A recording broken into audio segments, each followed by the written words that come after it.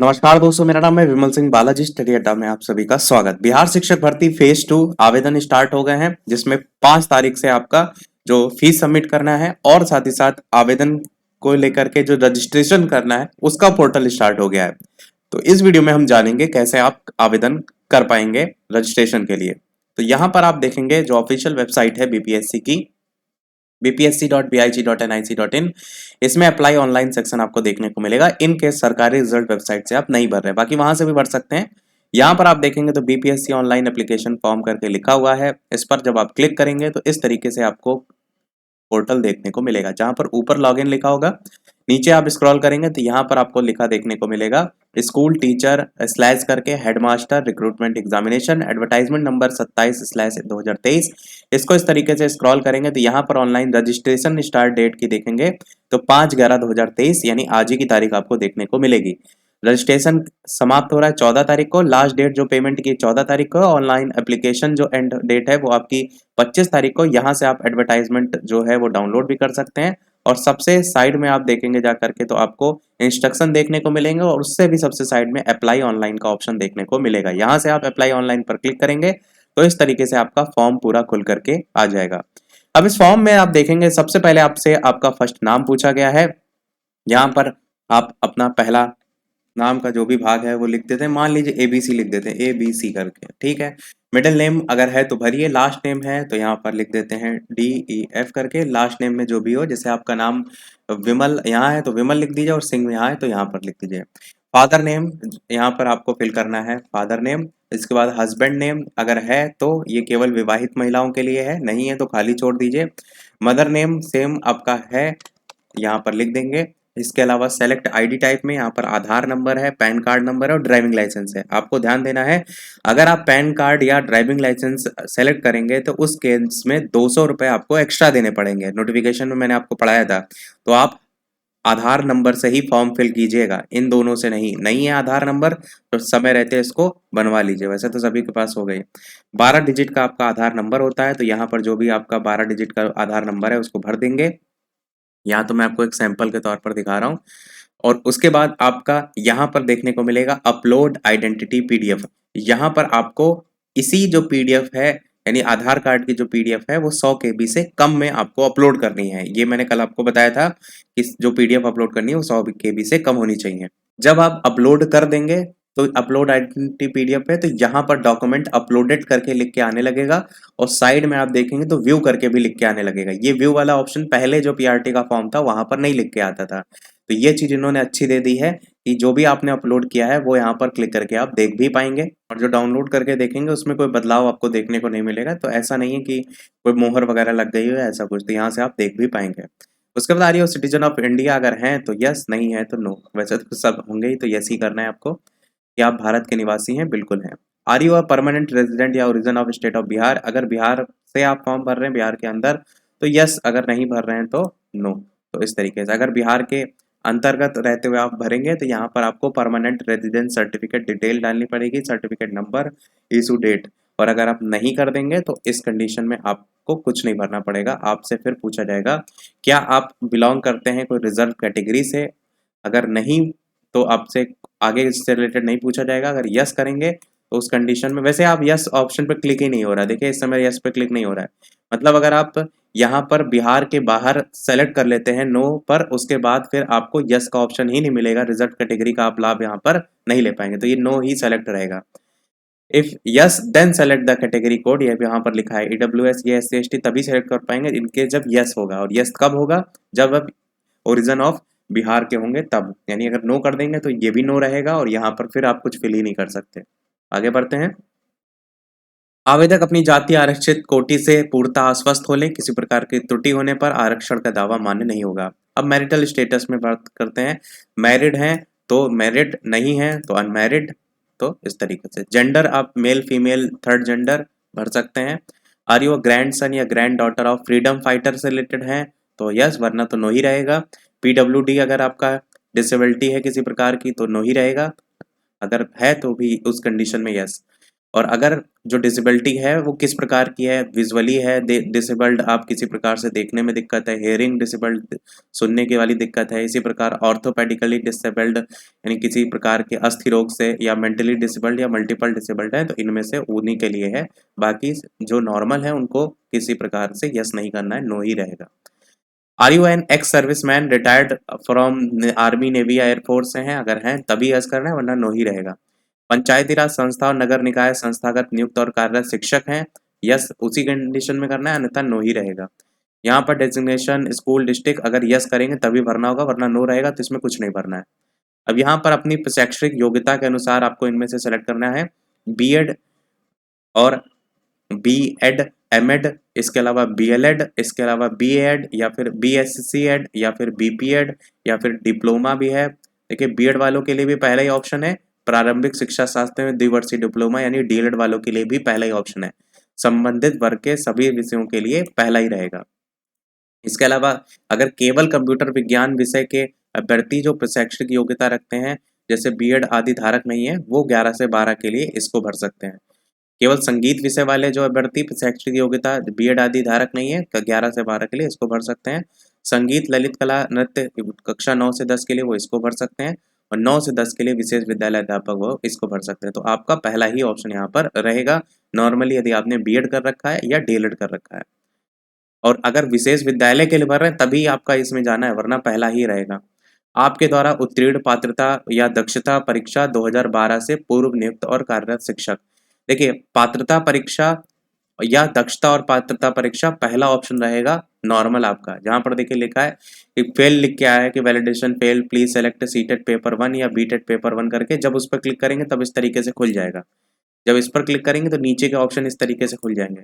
दक्षता, केवल दक्षता परीक्षा ये उनके लिए होती है जो दक्षता 2012 से पहले के नियुक्त या कार्यरत शिक्षक हैं। तो दक्षता परीक्षा केवल उन्हीं को ही करना है जो 2012 से पहले ऑलरेडी कार्यरत हैं, वरना नॉर्मल सभी को पात्रता परीक्षा वाले पर ही टिक करना है। जब इस पर क्लिक कर देंगे तो ऐसे ऑप्शन और खुल जाएंगे जिसमें पूछा गया इनमें से किस पात्रता, दक्षता और पात्रता परीक्षा की आप योग्यता धारण करते हैं। यहाँ पर सीटेट पेपर 2 है, बीटेट पेपर 2 है, दक्षता परीक्षा 6 से 8 प्रारंभिक विद्यालय अध्यापक के लिए है। तो सीटेट पेपर 2 आप पास होंगे, आपको यही क्लिक करना है।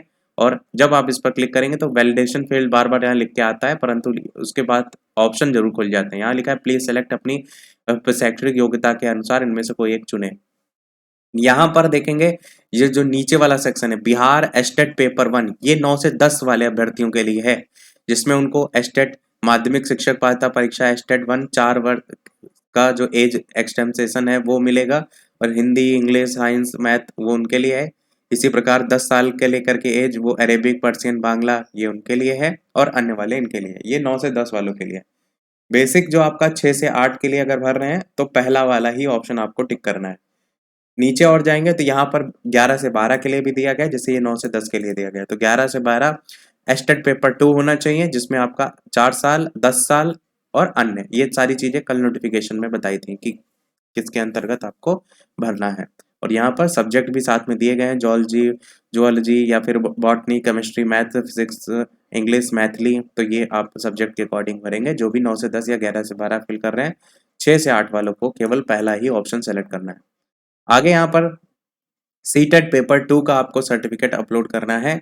साथ ही साथ बीटेट पेपर 2, अगर इनमें सीटेट पेपर 2 या अगर बिहार के होंगे तो आपका बीटेट पेपर 2 होगा, वहीं की जो पात्रता परीक्षा होती है, या फिर दक्षता परीक्षा उनके लिए जो 2012 से पूर्व कार्यरत हैं, और ये 6 से 8 तक के लिए है क्योंकि हमने ऊपर 6 से 8 वाला ही ऑप्शन सेलेक्ट किया है। तो यहाँ पर आपको उसका सर्टिफिकेट नंबर डालना है, उसकी इशू डेट डालनी है, और यहाँ पर पीडीएफ अपलोड करनी है। तो आपको याद होगा कि जो प्राइमरी का आपने फॉर्म भरा था, इससे पहले वाला जो वैकेंसी आई थी उसमें फॉर्म भरा था, तो सर्टिफिकेट नंबर का इशू काफी हुआ था। तो सर्टिफिकेट नंबर में वहां पर जब आप सीटेट की जो मार्कशीट है उसको डाउनलोड करते हैं और उसका सर्टिफिकेट डाउनलोड करते हैं, तो एक पर आपको देखने को मिलता है सीरियल नंबर और एक पर आपको देखने को मिलता है रोल नंबर। सर्टिफिकेट नंबर कहीं देखने को नहीं मिलता है। बीपीएससी के चेयरमैन ने इससे पहले वाली जो वैकेंसी हुई थी उसमें कहा था कि यदि आपके मार्कशीट पर वो नंबर नहीं दिया गया है तो आप उसकी जगह NA जो है वो लिख सकते हैं। सिंपल सा, कोई कंफ्यूजन वाली बात ही नहीं रहेगी। आप चाहें तो अपने अनुसार, पिछली बार किसी ने रोल नंबर भरा था, पिछली बार किसी ने सर्टिफिकेट नंबर भरा था, यानी सर्टिफिकेट नंबर में मतलब सीरियल नंबर दिया गया तो वो भरा था। तो इस तरीके वाली चीज़ें भी भरी थी, फिर भी दिक्कत कोई नहीं हुई थी। तो सबसे अच्छा तरीका था NA भर दीजिए, जो कि पिछली बार भरा गया था, कोई किसी को दिक्कत नहीं हुई थी। NA भरने के बाद यहाँ पर आपको इशू डेट आपको देखने को मिल जाएगी। इशू डेट आपको उसी जब का भी आपने पास होंगे उसके नीचे देखने को मिलती है, जिसमें इसके अलावा आपको सीटेट का दिखा भी देते हैं थोड़ा सा, तो आपको थोड़ा अंदाजा लग जाएगा कि आप मार्कशीट जो देखते हैं सीटेट की, उसमें साइड में देखेंगे तो मार्क्स स्टेटमेंट शब्द लिखा होता है, ये मार्कशीट है। इस मार्कशीट में आपको देखने को मिलता है रोल नंबर, और साथ ही साथ यहाँ देखने को मिलता है सीरियल नंबर करके। और इसके अलावा जो सर्टिफिकेट आप देखते हैं, यहाँ पर आप देखेंगे तो यहाँ पर आपको रोल नंबर देखने को मिलता है। मेन इसमें रोल नंबर देखने को मिलता है, और यहाँ पर आपको सीरियल नंबर देखने को मिलता है। तो यही चीज मैंने कही थी, सीरियल नंबर और रोल नंबर दिया रहता है, मार्कशीट नंबर या सीधे सीधे कहिए सर्टिफिकेट नंबर नहीं दिया रहता है, तो ऐसी कंडीशन में NA भर सकते हैं। बाकी अब जो डेट की बात की गई है उसमें, वो आपको नीचे यहाँ देखने को मिल जाएगी। इसमें अगर देखेंगे तो यहाँ डेट करके सेक्शन दिया रहता है, यहाँ पर आपको डेट देखने को मिल जाएगा मार्कशीट वाले सेक्शन में। और सर्टिफिकेट वाले में देखेंगे तो भी डेट रहती होगी, यहाँ पर डेट रहती है यहाँ पर। तो दोनों में से डेट मिल जाएगी, कोई दिक्कत वाली बात आपको नहीं होगी। तो यहाँ से आप डेट देख लीजिएगा।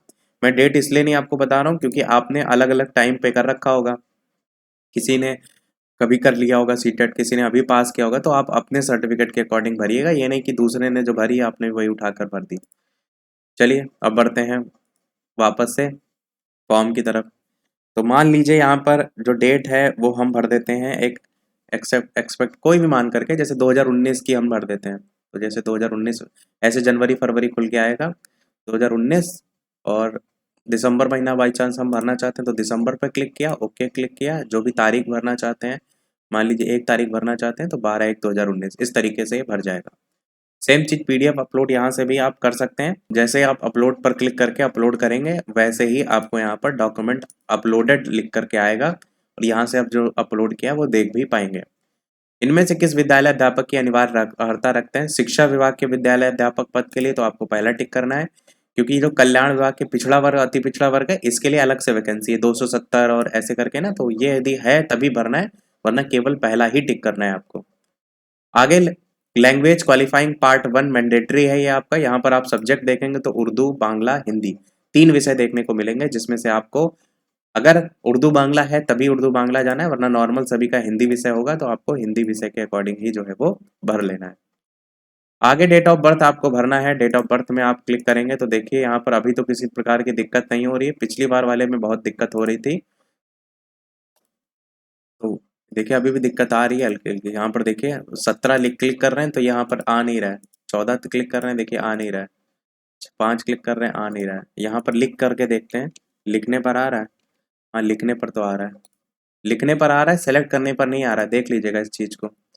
यहाँ पर मंथ देखिए, मंथ सेलेक्ट कर रहे हैं तो डेट गायब हुई जा रही है। ये डेट ऑफ बर्थ वाले पिछली बार वाले में भी फॉर्म में काफ़ी दिक्कत हुई थी, तो बड़े मुश्किल से ही लोग भर पाए थे।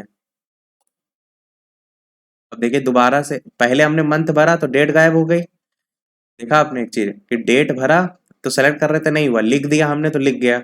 उसके बाद जब मंथ वाले में लिखा तो डेट गायब हो गई, पर वापस से हमने डेट लिखा तो अब नहीं गायब हुआ। अब ईयर देखिए सेलेक्ट करते हैं, ईयर वाला देखिए यहाँ क्लिक करने पर खुल ही नहीं रहा है। सेम दिक्कत पिछली बार भी हुई थी, आपको याद होगा। तो इस बार भी आपको दिक्कत फेस करनी पड़ेगी कि आपको यहाँ पर ईयर पर क्लिक करने पर ईयर वाला नहीं खुलेगा सेक्शन। तो आप इसको टाइप करके देखिए, मान लीजिए 1995 करके अगर लिखते हैं तो देखिए गायब हो गया। यही सेम समस्या पिछली बार भी आ रही थी, यानी आपको पिछली बार की तरह इस बार भी अच्छा खासा जूझना पड़ेगा आपको। वही सेम दिक्कत पिछली बार साल की तरह, पिछली साल नहीं मतलब पिछली बार वैकेंसी की जो आई थी उसकी तरह ही देखने को मिलेगी कि ये भरेंगे तो वो गायब हो जाएगा, वो भरेंगे तो ये गायब हो जाएगा। पिछली बार वाला जो सॉल्यूशन बताया था वो अप्लाई करके देख लीजिएगा, तो शायद हो सकता हो काम कर जाए। यदि नहीं हो तो फिर अलग से हम आपको बता देंगे कैसे भरना है। बाकी वही तरीका है जैसे पिछली बार दिक्कत हो रही थी। आगे देखेंगे तो एड्रेस आपको लाइन 1 भरना है, एड्रेस लाइन 2, एड्रेस लाइन 3, वही जो आपका एड्रेस है ना उसको 3 टुकड़ों में बांट करके 1 2 3 लाइन में आप भर दीजिएगा, जो भी आपका एड्रेस हो, आधा इधर और बाकी इधर। स्टेट यहाँ पर से सेलेक्ट कर लेंगे, यदि आप उत्तर प्रदेश से हैं तो उत्तर प्रदेश सेलेक्ट कर लीजिए। पिन कोड वहाँ का जो भी है वो डाल दीजिए, पिन कोड ऐसे करके जितना भी डिजिट का आपका हो। इसके बाद सेम चीज़ यहाँ पर भी एड्रेस लाइन 1 2 3 है, क्या टिक लगाने वाला ऑप्शन नहीं है? नहीं है, तो यानी आपको फिर से वही सारी चीज़ें यहाँ पर भी जो है वो भरनी पड़ेंगी और जो सेम आपने ऊपर भरा है वही यहाँ पर भी आप जो है वो कॉपी कर दीजिएगा, तो वही सेम चीज़ आपकी यहाँ पर जो है वो भर जाएगी।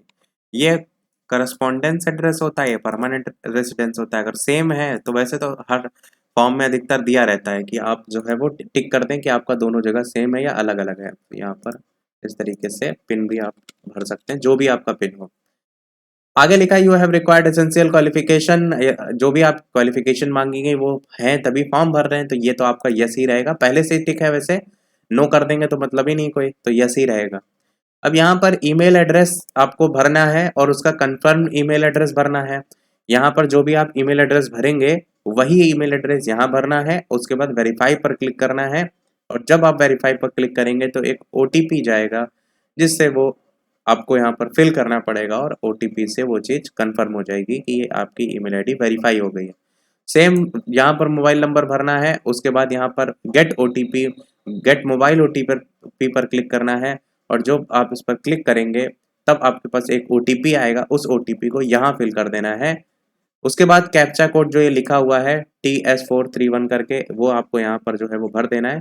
जो चीज़ स्मॉल लेटर में वो स्मॉल में ही भरनी है, इस बात को आपको यहाँ पर ध्यान देना है। अब यहाँ पर सबमिट रजिस्ट्रेशन फॉर्म पर क्लिक कर देना है। ये चीज़ आपको समझ में आ गई होगी ना, ईमेल एड्रेस यहाँ वेरीफाई करेंगे, सेम चीज़ यहाँ पर mobile number. Submit registration form पर क्लिक करते ही आपका जो रजिस्ट्रेशन फॉर्म है वो आपका कंप्लीट हो जाएगा। और ये चीज़ भी आप यहाँ पर क्लियर पढ़ पाएंगे, रजिस्ट्रेशन जब आप करेंगे तो रजिस्ट्रेशन पेज पर ही अभ्यर्थी अपना संबंधित सूचनाएं जो भी भरेंगे, सबमिट बटन पर क्लिक करने के बाद स्क्रीन पर वो अपना यूज़र नेम और पासवर्ड जो है वो उनको मिल जाएगा। यूज़र नेम और जो पासवर्ड आपको मिलेगा इसी से ही फिर लॉगिन करके फॉर्म को आप आगे भरेंगे। जो स्टार्टिंग में मैंने आपको यूज़र नेम पासवर्ड दिखाया था ना, नीचे से जाके फॉर्म भर रहे थे, वो भी मैं दिखा भी दूंगा। तो ये आपको मिल जाएगा जब आप रजिस्ट्रेशन कर लेंगे, जिसे रजिस्टर्ड मोबाइल नंबर पर भी भेजा जाएगा, ईमेल आईडी पर भी भेजा जाएगा। इसलिए जो भी मोबाइल नंबर भरिएगा, ईमेल आईडी भरिएगा, एकदम सही भरिएगा ताकि किसी प्रकार की कोई दिक्कत ना हो।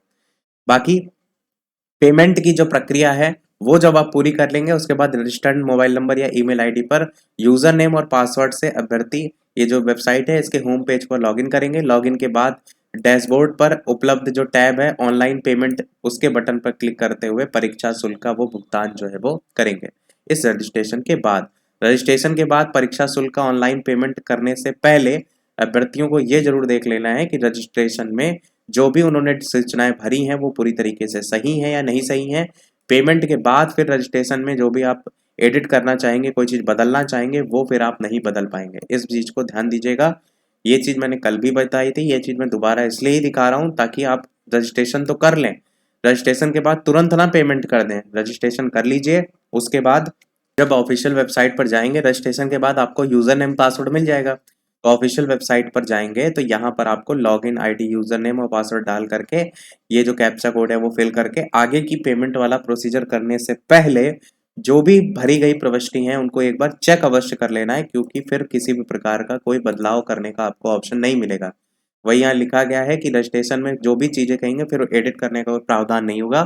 तो मैं बार बार बोल रहा हूँ कि एक बार क्लिक दिमाग खोल करके सारी चीज़ें देख लीजिएगा कि गलती तो किसी प्रकार की आपने नहीं की है।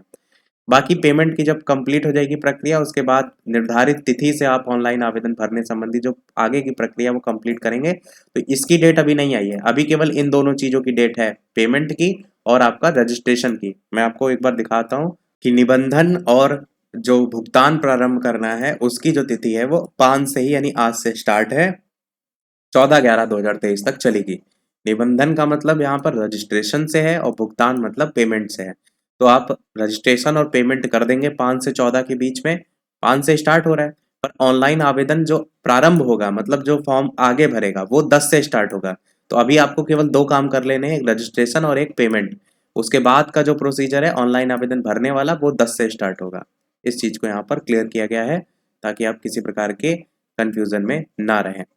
सारी चीज़ें मैंने बता दी। एक चीज़ और मैं बता देता हूँ आपको कि जो पीडीएफ अपलोड करनी है आपको आधार कार्ड की और सीटेट की, उसका जो साइज है वो 100 KB साइज जो है वो पीडीएफ का होना चाहिए, पीडीएफ फॉर्मेट होना चाहिए। और जो भी आपका प्रमाण पत्र है वो क्लियर होने चाहिए और उसका फॉर्मेट जो पीडीएफ आप अपलोड करेंगे वो 100 केबी की होनी चाहिए। ये चीज़ आपको ध्यान रखना है अभी के लिए। बाकी अभी जब आगे का फॉर्म आएगा तो हम दोबारा से आपको बताएँगे। ये भी चीज़ यहाँ पर है कि जो आगे साइन वगैरह वो तो फॉर्म में आगे करने हैं, तो वो तो आगे की बात है। अभी के लिए जो आपको मैं बता रहा हूँ, जो अभी आप रजिस्ट्रेशन करेंगे, 100 केबी जो है साइज़ होना चाहिए पीडीएफ का। आपको पीडीएफ का साइज़ अगर कन्वर्ट करने में दिक्कत आ रही है, आप ऑनलाइन कर सकते हैं वेबसाइट के थ्रू। इसके अलावा आप एप्लीकेशन से भी कर सकते हैं, बहुत सी एप्लीकेशन भी आती हैं। सबसे अच्छा जो आसान तरीका होता है वो वेबसाइट के थ्रू होता है। वेबसाइट पर जाएँगे कि कन्वर्ट कर सकते हैं आप किसी भी पीडीएफ को 100 केबी में, इस तरीके से गूगल पे सर्च करेंगे तो आपको ढेरों वेबसाइट मिल जाएँगी। अगर उनसे करने में दिक्कत हो तो इस प्रकार से ही आपको एप्लीकेशन भी मिल जाती हैं गूगल प्ले स्टोर पर, वहाँ से भी आप कर सकते हैं। अगर वहाँ से भी ना हो तो फिर आप मुझे इंस्टाग्राम पर मैसेज कर सकते हैं। जब आपसे खुद से एकदम फाइनल है कि हमसे नहीं होगा, तब आप मुझे मैसेज कर दीजिएगा। मैं आपको बता दूँगा कि कैसे आप कर सकते हैं। तो आज के वीडियो में इतना ही रखते हैं। सभी के साथ शेयर ज़रूर कर दीजिएगा। वीडियो लाइक और शेयर अवश्य कर दीजिएगा। आज के वीडियो में इतना ही रखते हैं। मिलते हैं अगले वीडियो में, तब तक के लिए नमस्कार। जय हिंद।